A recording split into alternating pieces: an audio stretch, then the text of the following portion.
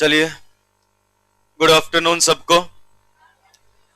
आज के लेक्चर की शुरुआत करेंगे और CS executive group 1 paper 1 jurisprudence, जिसको शॉर्ट में हम क्या बोलते हैं जी, JIGL, jurisprudence, interpretation and general laws. ये हमारा पेपर 1 है, जिसे हम लोग आज से क्या करेंगे जी, शुरू करेंगे। ठीक है, इंट्रो हमने डिस्कस कर लिया था। ये पेपर क्या है, किस बारे में बताता है। सब्जेक्ट की शुरुआत आज से कर रहे हैं और शुरुआत करेंगे हम कहां से, चैप्टर नंबर 11। आपके मॉड्यूल की अगर मैं बात करूं तो आपके मॉड्यूल में इस तरीके से ये चैप्टर आपको मिलेगा, law relating to arbitration, mediation and conciliation. ये इस चैप्टर का नाम है जी, जिसको हम शुरू करने वाले हैं, यानी कि चैप्टर नंबर 11। क्या नाम है जी चैप्टर का? बाकी सब भी बोल सकते हैं, लॉ रिलेटिंग टू, ठीक है जी, यानी कि एक ऐसा कानून जो रिलेट करता है किससे, आर्बिट्रेशन से, मीडिएशन से और कंसिलिएशन से। ठीक है, पहले जब चैप्टर आपके बनाए जाते थे, जो चैप्टर का नाम होता था ना, तो चैप्टर का नाम सीधा ऐसे होता था, arbitration and conciliation act 1996, RTI act. ठीक है जी, IT एक्ट। चैप्टर का नाम एक्ट का नाम ही होता था। ठीक है, कोई स्टूडेंट अगर ऐसा है जो आज ही आया है क्लास में, तो बस आज से सुनना शुरू कर दो। अभी सब्जेक्ट में क्या है क्या नहीं वो इंट्रो में मैंने बता दिया था, आप उसे देख सकते हैं। ठीक है, अदरवाइज हम कभी दोबारा भी डिस्कस कर लेंगे। आप इस चीज पे फोकस करो। इतना सा बता देता हूं, ये सब्जेक्ट आपको काफी सारे एक्ट्स के बारे में बताएगा। इस सब्जेक्ट को पढ़ना है, पास करना है। ये रीजन बिंग की हमारे CS एग्जीक्यूटिव कोर्स का हिस्सा है, और ग्रुप पास करने के लिए, एग्जी को पास करने के लिए इस सब्जेक्ट को भी पास करना पड़ेगा। अपार्ट फ्रॉम CS कोर्स अगर मैं बात करूं, जिस बच्चे ने ये सब्जेक्ट पूरा पढ़ लिया, उसे काफी सारी लीगल नॉलेज, लॉ से रिलेटेड और प्रैक्टिकल नॉलेज काफी मिल जाएगी कि कैसे लॉ काम करता है, कैसे सिविल डिस्प्यूट्स काम करते हैं, कैसे क्राइम काम करता है, क्या चीजें होती है, बहुत कुछ जानने को मिलेगा। रजिस्ट्री कैसे होती है, स्टाम्प ड्यूटी क्या होती है, आर्बिट्रेशन क्या होता है, कमर्शियल डिस्प्यूट क्या है, सिविल डिस्प्यूट क्या है, क्राइम को डील कैसे करते हैं। ठीक है जी, RTI क्या है, जो आपने सुना होगा, RTI लगा दो। सुना है कभी? कोई कहता है मैंने RTI लगा दी इंफॉर्मेशन के लिए, RTI लगा दो। प्रैक्टिकली सोच के देखना एक बार। RTI की फुल फॉर्म है right to information. Right to information लगा दो, है राइट टू इंफॉर्मेशन लगा दिया। क्या मोबाइल चार्ज लगाया, कोई इंजेक्शन लगाया, मैंने RTI लगा दी, मैंने राइट टू इंफॉर्मेशन लगा दी। सेंस बन रहा है? कोई बोलना क्या चाहिए, RTI एक्ट के तहत एप्लीकेशन लगा दी। RTI एक्ट का इस्तेमाल करते हुए उस एक्ट के अनुसार मैंने अप्लाई किया है, एप्लीकेशन लगाई है। बट जनरल वर्ड्स बन जाते हैं कि RTI, और लोग समझते भी है RTI लगाने का मतलब इस एक्ट के तहत एप्लीकेशन लगाई। तो इस सब्जेक्ट में ना काफी सारे एक्ट हैं आपके सेपरेट सेपरेट जो बताए गए हैं, और उन्हीं में से एक हिस्सा है आर्बिट्रेशन से रिलेटेड। अब ICSI जब पहले सिलेबस देता था तो क्या करता था, वो चैप्टर का नाम वही रखता था जो एक्ट का नाम है, यानी कि जो नाम एक्ट का वही नाम किसका, चैप्टर का। ठीक है जी। अब पिछले 2-3 अटेम्प्ट से इन्होंने क्या किया, चेंज ऐसे कर दिया कि चैप्टर का नाम क्या रखा, ये वर्ड्स लिखने शुरू कर दिए, लॉ रिलेटिंग टू। जैसे मान लो for example, law relating to right to information, कि राइट टू इंफॉर्मेशन से रिलेटेड कौन सा लॉ है। एक चैप्टर का नाम है law relating to information technology, law relating to this, law relating to that. और फिर उस चैप्टर में बताते हैं कि देखो जी इससे रिलेटेड लॉ ये है। कैसे, एग्जांपल समझो। क्या लिखा है जी, chapter number 11, law relating to arbitration, mediation and conciliation, यानी कि आर्बिट्रेशन, मीडिएशन और कंसिलिएशन से रिलेटेड लॉ कौन सा है। और जैसे ही चैप्टर शुरू होगा, सबसे पहले आपको यही बताएंगे। देखो,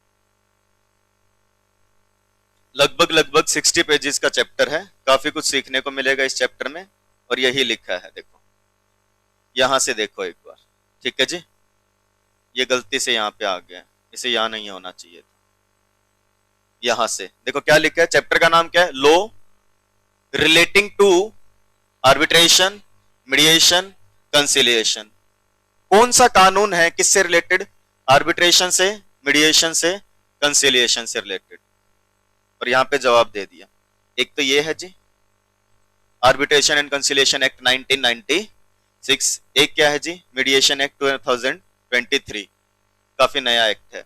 और एक अल्टरनेटिव डिस्प्यूट रेजोल्यूशन रूल्स बने हैं। ये वो कानून है जो किससे रिलेट करते हैं जी, आर्बिट्रेशन, मीडिएशन और कंसिलिएशन से। ओके, तो ये चैप्टर के नाम का अर्थ है। कोई भी चीज शुरू करने से पहले पता होनी चाहिए कि पढ़ क्यों रहे हैं, क्या चीज है। ये सब्जेक्ट जिसने पढ़ लिया वो पढ़ना सीख जाएगा और वो जिंदगी में मार नहीं खाएगा। पढ़ाई के मामले में मेहनत सीख लेगा वो कि कैसे चीजें पढ़ते हैं, कैसे करते हैं।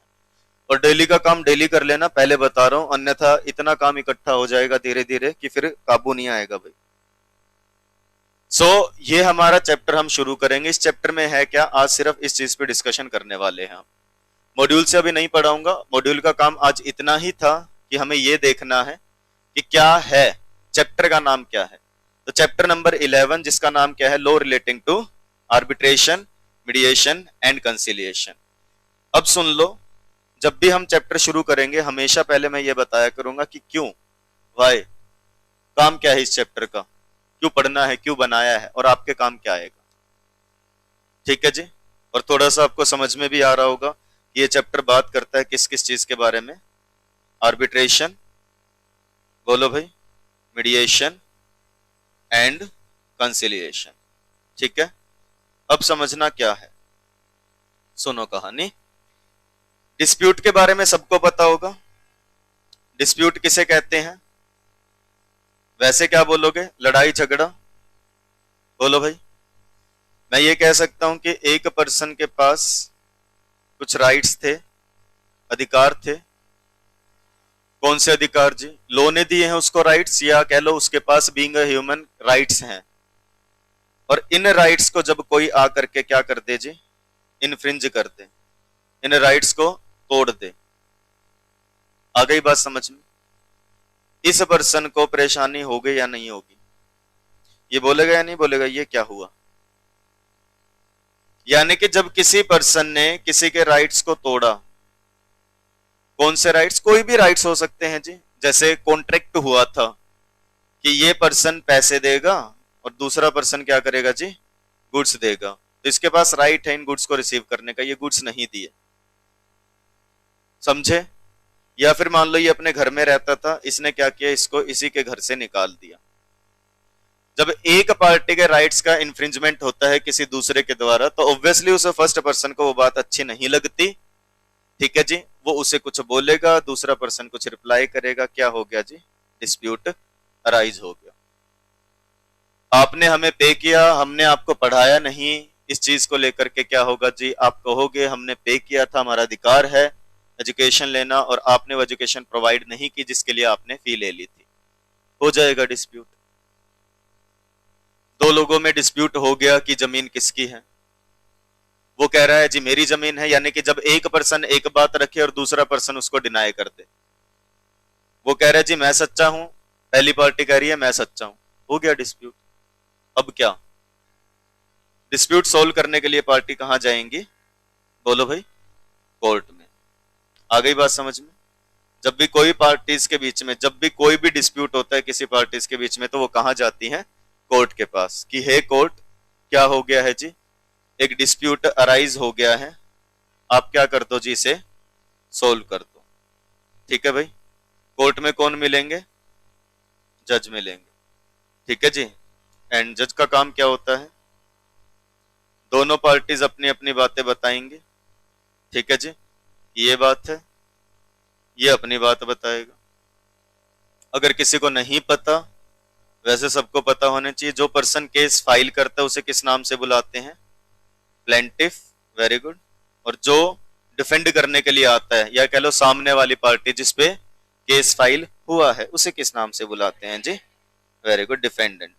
ठीक है जी, आ गई बात समझ में, बोलो भाई, डन, क्लियर।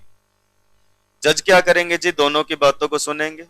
इन शॉर्ट ये कह लो कोर्ट क्या करेगा, दोनों की बातों को सुनेगा और उसके अनुसार फिर क्या करेंगे जी, एक डिसीजन दे देंगे। ठीक है जी, जिसको हम जजमेंट कहते हैं।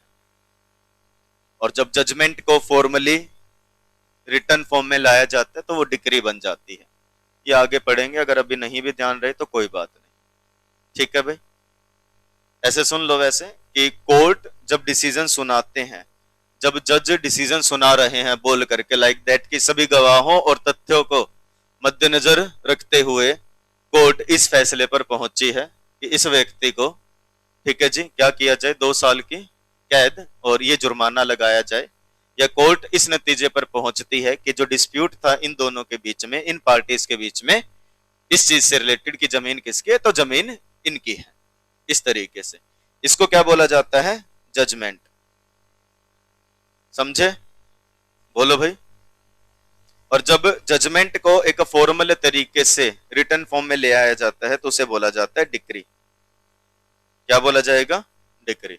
ये सारी चीजें ये मत समझना कि वैसे ही बताई जा रही होंगी, अभी सब चीजों का यूज होगा आगे दोबारा। यानी कि जब भी पार्टीज के बीच में कोई डिस्प्यूट होता है तो पार्टीज उसे सोल्व करवाने के लिए कहां जाती हैं, कोर्ट। कोर्ट में क्या किया जाता है, केस फाइल किया जाता है 2 पार्टीज के बीच में, जिसे कोर्ट सुनता है और फिर अपना फैसला सुनाते हैं। ओके जी, डन। कोर्ट का जो डिसीजन होता है, फाइनल डिसीजन, उसे जजमेंट बोला जाता है। उसे जब रिटर्न फॉर्म में उतार लेते हैं एक पर्टिकुलर फॉर्म में तो उसे क्या बोला जाता है, डिक्री। डन, बोलो भाई, ये बात क्लियर है, कोई दिक्कत नहीं थी, एवरीथिंग इज गोइंग ओके, सब कुछ सही चल रहा था। डन। पर धीरे धीरे क्या हुआ, बोलो भाई, डिस्प्यूट्स बढ़ते गए, number of disputes increased, and उतनी ही स्पीड से कोर्ट्स नहीं बढ़ पा रही थी। ठीक है जी, डिस्प्यूट्स काफी ज्यादा होने लगे और कोर्ट का नंबर बढ़ा, लेकिन उस पेस से नहीं कि जितने ज्यादा डिस्प्यूट उतने ज्यादा जज, उतने ज्यादा कोर्ट हो जाए। बोलो भाई। और ऐसी सिचुएशन में पार्टीज क्या बोलेंगी, इस चीज के लिए एक मूवी का डायलॉग याद आता होगा आप सबको। क्या मिलेगा जी, बिल्कुल सही, तारीख पे तारीख, तारीख पे तारीख, है ना। ये फैसला आता क्यों नहीं। अब कोर्ट भी क्या करे जी, जज क्या कर सकते हैं, एक दिन में कितने ही केस सुन लेंगे, जितने सुने उससे ज्यादा हर रोज फाइल हो रहे हैं। और कुछ केस ऐसे होते थे, ठीक है जी, कुछ तो जेन्युइन है और कुछ ऐसे होते थे कि जो पार्टीज थोड़ा सा आपस में कोशिश करती, एक दूसरे को शांत करती, बात करती आपस में, तो सोल्व किए जा सकते थे। धीरे धीरे ऐसे हुआ कि कोर्ट में डिस्प्यूट बढ़ते गए, जो भी केस फाइल होते थे। क्या मैं ये बोल सकता हूं कोर्ट का काम क्या होता था, डिस्प्यूट को सोल्व करना, रिजोल्व बोल सकता हूं, बोलो भाई, रिजोल्व करना उस चीज के लिए रिजोल्यूशन पास करना। बोलो कि ऐसा ऐसे झगड़ा है जी और इस चीज का ये समाधान है। कोर्ट क्या करवाता है, डिस्प्यूट रिजोल्व करवाता है। डिस्प्यूट रिजोल्यूशन का काम किसका, कोर्ट का। बोलो भाई। और 12th में बिजनेस स्टडीज में पढ़ के आए होंगे आप, ऑर्गेनाइजिंग वाला जो चैप्टर था। एक मैनेजर के पास जब बर्डन ज्यादा हो जाता है, काम ज्यादा हो जाता है, तो वो क्या करता है, अपना काम डेलीगेट करना शुरू कर देता है, किसी और को सौंप देता है। और उस चीज के लिए उसको क्या करना पड़ता है, अपना कोई अल्टरनेटिव ढूंढना पड़ता है। ये काम मैं करता हूं, मेरे अलावा ये काम कौन कर सकता है। उसको ढूंढा जाता है और वो क्या कर दिया जाता है, उस पर्सन को वो काम सौंप दिया जाता है। आई बात समझ में। अब कोर्ट को जब दिखेगा हमारे ऊपर बर्डन काफी ज्यादा हो रहा है, डिस्प्यूट ज्यादा हो रहे हैं, और बारी आती है जब तक, तब तक काफी टाइम निकल जाता है और पार्टीज का डिस्प्यूट सॉल्व नहीं हो पाता है। आप किसी रेस्टोरेंट में कुछ खाने के लिए गए, आपने बोला जी, फॉर एग्जाम्पल आपने बोला 1 प्लेट छोले भटूरे, उन्होंने मना कर दिया नहीं है। अब आप क्या करोगे, अल्टरनेटिव ढूंढोगे, कुछ और सोचोगे, कुछ और खाओगे।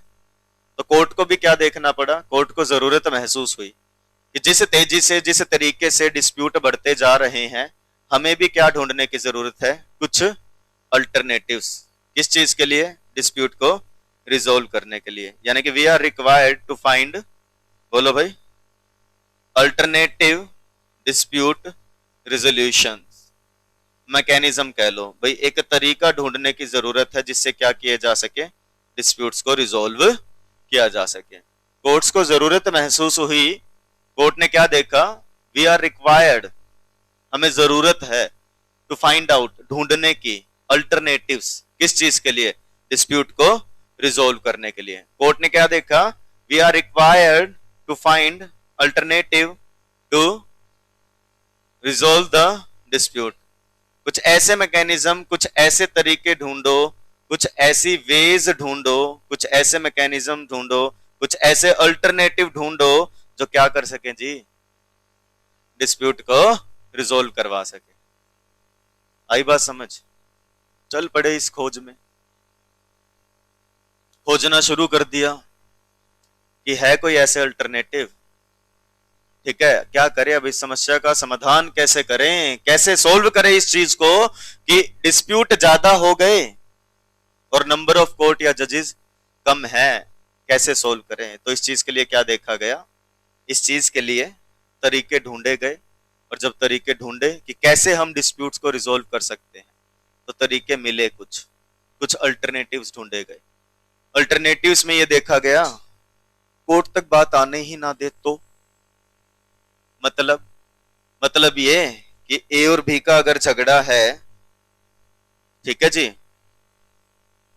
या मान लो झगड़ा है किसका, ढोलू और भोलू का, तो क्या करें, ए और बी का झगड़ा है तो हम क्या कह सकते हैं इनको कि तुम एक काम कर लो ना, कोई ऐसा पर्सन ढूंढ लो जिसके ऊपर तुम दोनों को ट्रस्ट हो, कोई इंडिपेंडेंट हो, मतलब साइड नहीं लेगा, अपनी बातें उसके आगे रख दो, वो सोल्व करवा देगा। या ढोलू और भोलू को क्या बोल सकते हैं, कौन है इनका उस्ताद, कालिया, अच्छा ये सबको पता है। क्या बोल सकते हैं ढोलू और भोलू को, उस्ताद के पास चले जाओ, तुम्हारे क्या पता वो तुम दोनों को समझा दे, ठीक है जी, कि लड़ाई नहीं करते हैं, ठीक है जी, गलत बात होती है, समझौता करवा दे। बोलो भाई, हो सकता है नहीं हो सकता? कोर्ट में जाना ही क्यों है? आई बात समझ में? कोर्ट में जाना ही क्यों है? कुछ और तरीके ढूंढ लो ना। कोर्ट में किस लिए जाना चाहते हो बताओ? डिस्प्यूट को रिजोल्व करवाने के लिए, भारी कर लो भाई। तो जब ये तरीके ढूंढे गए तो हमारे सामने निकल कर के आए कुछ तरीके, ठीक है जी, कुछ एडीआर। एडीआर समझ गए? बोलो भाई, अल्टरनेटिव डिस्प्यूट रिजोल्यूशन मैकेनिज्म्स, एडीआरस, ये अल्टरनेटिव ढूंढे गए डिस्प्यूट को रिजोल्व करवाने के लिए। ठीक है जी, किसके अल्टरनेटिव ढूंढे गए? डिस्प्यूट को रिजोल्व करवाने के। और जब ढूंढा गया तो हमारे सामने निकल करके आए कुछ अलग अलग अल्टरनेटिव्स, जिसमें से एक कौन आया, बोलो सारे, आर्बिट्रेशन। एक क्या आया, कंसिलिएशन। ठीक है जी, आर्बिट्रेशन, कंसिलिएशन, और एक क्या आया जी, मीडिएशन। आई बात समझ में? सबसे पहले तो सही बताऊं तो ये दो ही आए थे कि हम क्या कर सकते हैं जी, डिस्प्यूट को सोल्व कर सकते हैं इन अल्टरनेटिव्स के थ्रू। कोर्ट ने बोला अच्छा क्या है ये अल्टरनेटिव, मतलब होता क्या है इसमें? बोले जी इसमें होगा ये कि आर्बिट्रेशन में तो क्या करेंगे, जिनका डिस्प्यूट है ना वो अपना डिस्प्यूट ऐसे सोल्व करेंगे कि वो किसी इंडिपेंडेंट पर्सन को ढूंढेंगे। ठीक है जी, किसी इंडिपेंडेंट पर्सन को ढूंढा जाएगा जिसका कोई लेना देना नहीं है इन दोनों पार्टीज से, और वो क्या कर सकता है जी, बोलो भाई, इन दोनों की बातें सुन के, जैसे कोर्ट में जज सुनते हैं, ये अपनी बात रखेगा इसके आगे, ये अपनी बात रखेगा, और ये क्या कर देंगे जी, लास्ट में एक फैसला सुना देंगे। ये भी क्या करेगा, एक डिसीजन सुना देगा। बोले अच्छा कंसिलिएशन में क्या होगा फिर? कहते इसमें जी देखो ऐसा नहीं है कि कोई हारेगा जीतेगा, ये भी सेम ही है कि दो पार्टीज में जब डिस्प्यूट होगा तो एक थर्ड पर्सन आएगा इसमें भी, बट इसका काम क्या है? किसी को जिताना या किसी को हराना नहीं, इसका काम है दोनों को समझाना। ये दोनों को समझाएगा किस चीज का झगड़ा है। ठीक है, ये कह रहा है जी इसने गुड्स नहीं भेजे, इसकी गलती है, ठीक है, डिले कर दिया। ये कह रहा है हाँ जी नहीं भेजे क्योंकि इसने एडवांस नहीं दिया था। ये कह रहा है जी एडवांस दे दिया था, मेरी क्या गलती, बीच में पेमेंट अटक गई थी, मेरे अकाउंट से डिडक्ट हो गई थी, मैंने इसको स्क्रीनशॉट भेज दिया, ये मेरी मान नहीं रहा। ये कह रहा है मैं क्यों मानूं इसकी, मुझे विश्वास नहीं है। ऐसे ही होते हैं डिस्प्यूट। तो ये क्या करेगा, ये इंसान इनको समझाएगा, कोई बात नहीं जी, क्या ही फायदा है। एक साथ समझाएगा, अलग अलग बुला के समझाएगा, इसको अलग से बुला के समझाएगा। क्या बात, तेरे को गुड्स नहीं लेने का आगे है, वेंडर है तुम्हारे आसपास है, इससे कैंसिल कर दिया, दूर से वेंडर से सामान मंगवाना पड़ेगा, हर बार ट्रांसपोर्टेशन का खर्चा बढ़ेगा, क्या फायदा है ना। ठंडा करेगा इसको आराम से, समझ चीज को। फिर इसको बुलाएगा, क्या बात होगी, क्यों पंगे ले रहे हो, एक कस्टमर जुड़ रहा है अच्छा भला, बिजनेस देगा तुम्हें, है प्रॉफिट कमा लेना, ट्रस्ट तो बनाने से बनता है, ये नहीं है तो क्या है, ये तो कहीं और से मंगवा लेगा, क्लाइंट तो तुम्हारा काम हुआ, ठीक है, क्लाइंट तो तुम्हारा कम हो गया, दो बंदों को और जाके बोलेगा उससे सामान मत लेना, किसी और से ले लो, मैं बता देता हूं, फिर वो इसे भी ठंडा करेगा।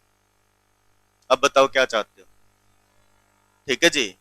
तो ये इस तरीके से सॉल्यूशन करवाएगा, गहमा गहमी गर्मा गर्मी को कम करके, ये कंसिलिएशन है, समझा बुझा करके। इसके बारे में बाद में बताऊंगा, ठीक है। तो ये ढूंढे गए, और अल्टरनेटिव क्या मिले जब ढूंढे गए, क्या एडीआर निकल करके सामने आए, एक आर्बिट्रेशन, एक कंसिलिएशन। ये कोर्ट के सामने अल्टरनेटिव्स आए। और ये एडीआर क्या है, समझ में आया क्या है? गूंगे हो, बोलोगे, बोलो फिर, एडीआर क्या है समझ में आया, पता लगा किसे कहते हैं एडीआर? ये वो अल्टरनेटिव्स हैं जो काम आते हैं डिस्प्यूट को रिजोल्व करवाने। और देखो आप इतने समझदार, आप खुद ही बता दोगे, आपको क्या लगता है इनमें कौन से डिस्प्यूट जाते होंगे? कॉन्ट्रैक्ट के डिस्प्यूट जा सकते हैं, लेबर के डिस्प्यूट जा सकते हैं, प्रॉपर्टी वगैरह के डिस्प्यूट जा सकते हैं, कुछ फैसला करना हो, कॉन्ट्रैक्ट वगैरह टूटा है, घरेलू झगड़े जा सकते हैं, मियां बीवी के झगड़े हैं, बोलो भाई, किसी ने मर्डर कर दिया किसी का, जा सकते हैं, क्यों? क्योंकि वो क्राइम है ना, उसके लिए तो कोर्ट सुनाएगा ना सजा। ऐसे थोड़ी बोला जी हाँ इसने हमारे घर का एक बंदा मार दिया, बोले चलो इंडिपेंडेंट पर्सन हायर कर लो, इसने दोनों की बात सुनी, बोला जी सॉरी बोल दो, और 2 साल की जेल, भेज दिया जेल में, ठीक है, पकड़ के ले गए जेल में, जेल अधिकारी पूछ रहे यहाँ क्यों आए हो, जेल काटने है, किसने सुनाई है जेल? वो है ना जी, वो हमारे परिवार में, वो जानते हैं, वो झगड़ा हो गया था। बोले कौन? मैं थोड़ी जानता हूँ। बोला मैं जानता हूँ ना, रखो तुम मेरे को जेल में बैठाओ। ऐसे सुना देंगे किसी को, जेल कर देंगे, हैं? इसने बात सुनी सारी चीजें, बोले ठीक है जी आपने मर्डर कर दिया, बोले हाँ जी कर दिया, बोले चलो जी मैं सॉल्यूशन देता हूं। बोले क्या सॉल्यूशन? तुम भी इनके परिवार का एक मर्डर कर दो। ऐसे ये चीजें चलेंगी। क्राइम है तो कहां जाएगा? कोर्ट में।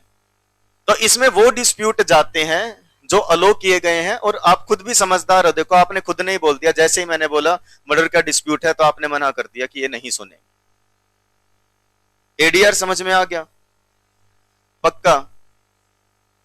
और आपको पता है ये एडीआर क्या है आपकी लाइफ में, आपके सीएस के कोर्स में क्या है ये एक क्वेश्चन है। एग्जाम में आता है? बिल्कुल आता है जी। कितने नंबर में आता है जी? 5 नंबर, 4 में भी आ सकता है। झूठ तो नहीं बोल रहे ना? नहीं आया तो ऐसे ऐसे 30 क्वेश्चन और है इस चैप्टर में, उनमें से आ जाएगा। आ तो सकता है ना, बोलो भाई। और मैं ये मान सकता हूं कि हाँ तुम लिख दोगे इसे, है भाई? नहीं मान सकता, कोई ना दोबारा बता देता हूं। अब चैप्टर शुरू कहां से करेंगे? बिल्कुल लास्ट से। आई बात समझ में? चैप्टर शुरू कहां से होगा? लास्ट से। क्यों लास्ट से शुरू होगा जी? क्योंकि हम क्या कहें जी, एडीआर है ही कहां?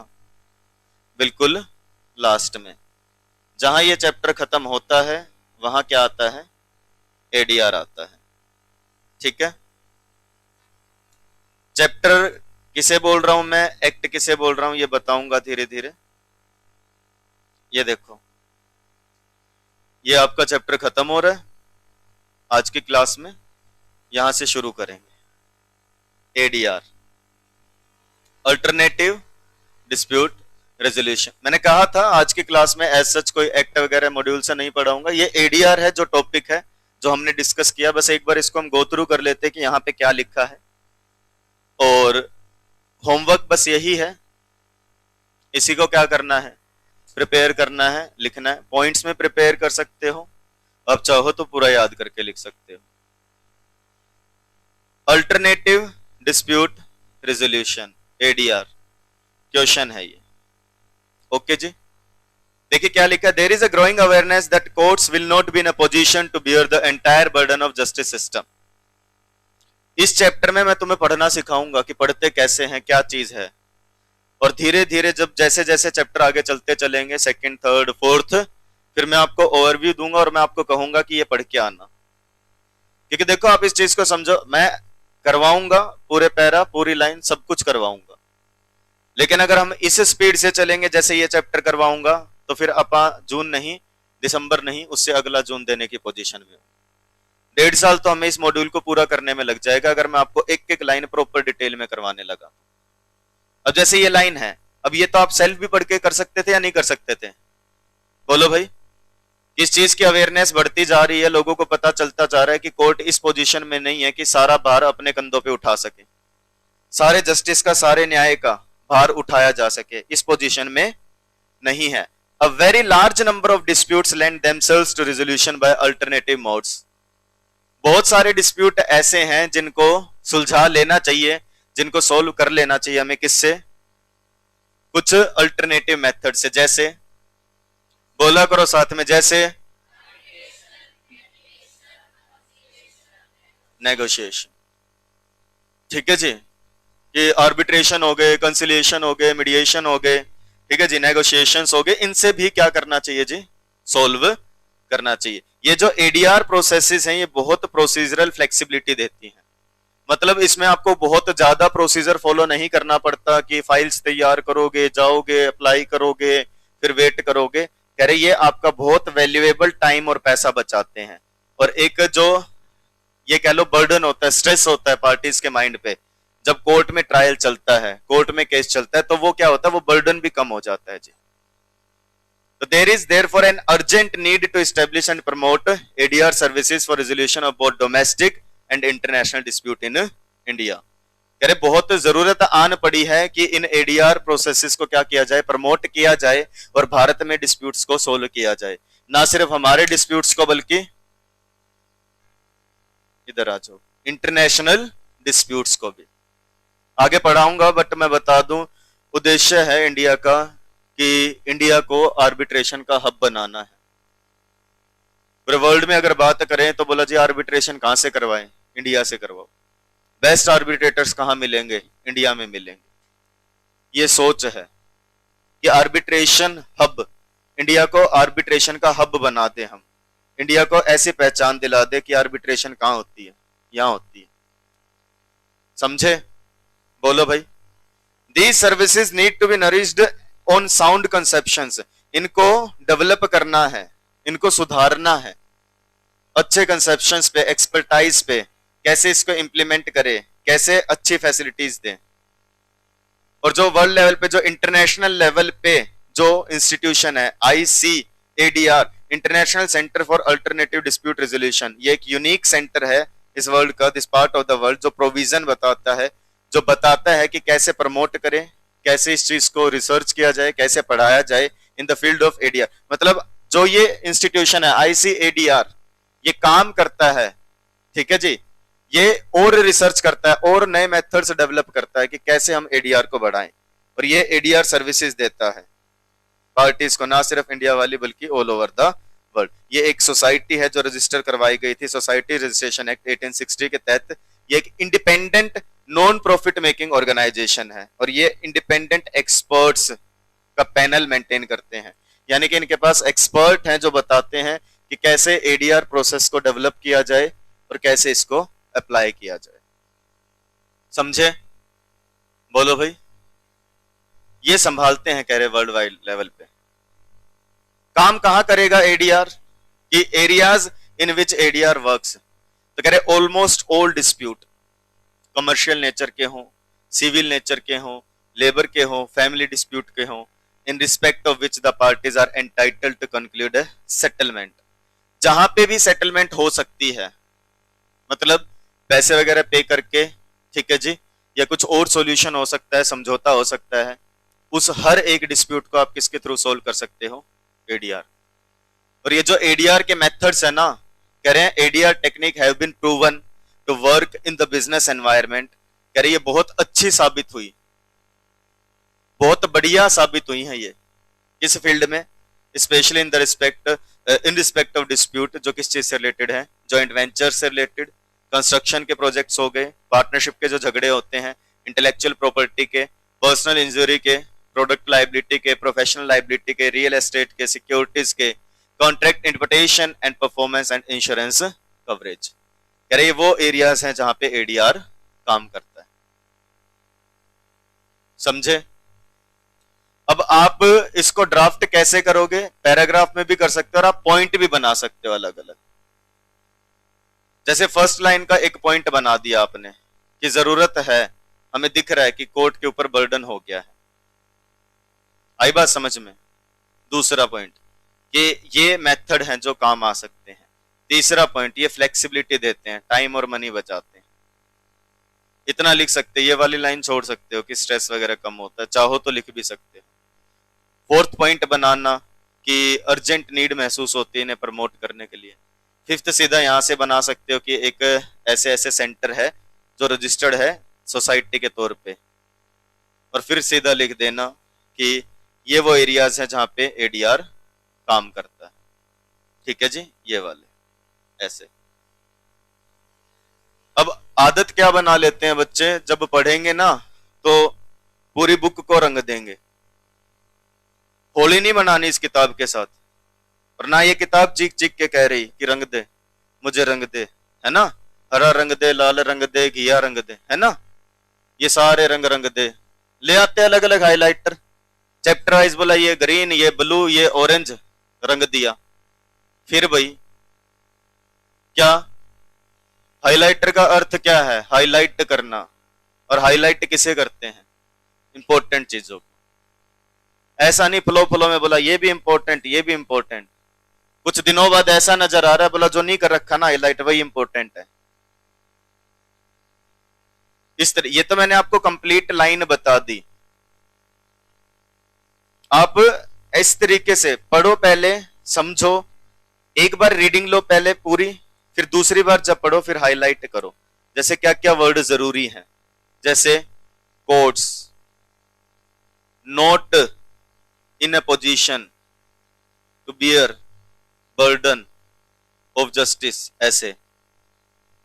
ठीक है जी, very large number of disputes, ऐसे अलग अलग पॉइंट ढूंढो। अर्जेंट नीड है किस चीज की? To promote ADR services. इस तरीके से किस लिए? Save valuable time and money, ताकि जब इसे रिवीजन के समय पढ़ो या टेस्ट की तैयारी करो तो हाईलाइट वाला दिखे। अच्छा, court not in a position to bear burden of justice, very large number of dispute.